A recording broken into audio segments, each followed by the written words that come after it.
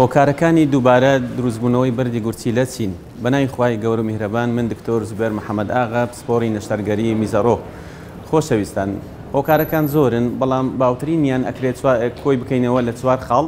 هۆکاری یەکەم زۆری بەردەکە، هەندێک زۆری بەرد هەیە زووتر دروست ئەبێتەوە وەکو بەردی سیستین کە لە پێش تەمەنی 18 ساڵی ڕوئەدا، بەڵام لە دوای 18 ساڵیش داری وایە ڕوو ئەدات ئەو حاڵەتە و ئەو جۆرە بەردە عادەتەن زوو دروست ئەبێتەوە.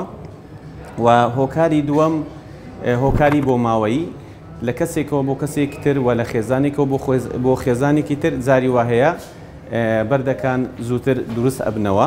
و هۆکاری سێم پەیوەستە بە جێبەجێنەکردنی ڕێنمای تەندروستیەکان لایەن چارەخوازەکە و خواردن و خواردنەوەی ناتەندروست، بە تایبەتی خواردنی ڕێژەیەکی زۆری خوێی چێشت و خواردنی ڕێژەیەکی زۆری پرۆتین.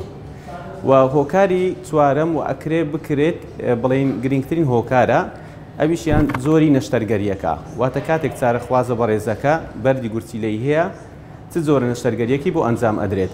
ئەگەر بێت و پاشماوەی بەردەکە بەجێ بمێنێ لەوانەیە جاری وا هەیە ڕمڵەکان کۆ ئەبنەوە لەسەر ئەو پاشماوەی بەردەکە و ئەو پاشماوەی بەردەکە ئەبێتە لانێک بۆ دووبارە سەرهەڵدانەوەی بەردی گورچیلەکە.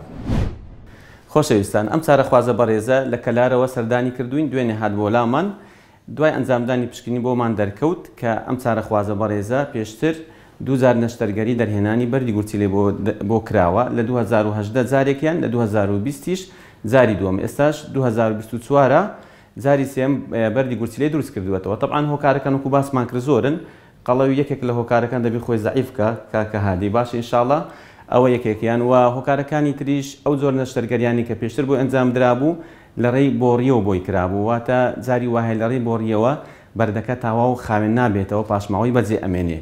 بەڵام ئەو جارە ئێمە بڕیارەکەمان گۆڕی بۆ کردنی کونێک و سوپاس بۆ خوای گەورە هەرچەندە ئەم چارەخوازە بەڕێزە کێشەی هەبوو لە هەناسەدان، چونکە پێشتر تووشی کۆڤید بوو و وەزنی زۆر بوو، ئەوانە هەمووی مەترسین بۆ وەرگرتنی بەنج. بەڵام بەڕاویشکردن لەگەڵ تیمی نەشتەرگەری میهرەبانی ئێمە بە پێدانی بەنجی نیوەیی بە ڕێژەیەکی زۆر سەرکەوتووە لە حەملە نەشتەرگەریەکەمان بۆ کرد و بەردەکانیشمان هەمووی بۆ سەحب کرد. و ئێستاش ئەم چارەخوازە بەڕێزە وەزعی تەندروستی جێگیرە و ئینشاڵڵا ئەنێرینەوە بۆ کەلار. من لە کەلارەوە هاتووم، پێشتر دوو جار ئەمەلیاتم کردووە بەردی گورچیلە، ئێستا بۆ جاری سێم هاتوومەتە نەخۆشخانەی میهرەبانی لای دکتۆر زبێر. کێشەمەوە بوو، کێشە کۆڤیدم کرده بوو، کێشەی هەناسەدانم هەبوو. سوپاس بەخوا لە ڕێگەی لیژنەوە بە نیوبەنج بۆیان کردم بۆ باشترین شێوە و زۆر زۆر سوپاسیان ئەەکەم، مەمنونیان.